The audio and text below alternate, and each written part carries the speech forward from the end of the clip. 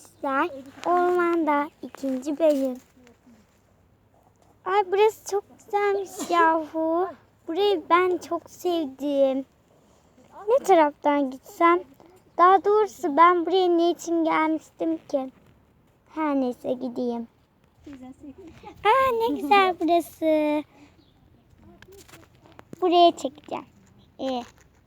Burası da neresi? Aa köpekmiş. Ay burası çok yumuşak. Köpek de çok yumuşakmış ama her neyse.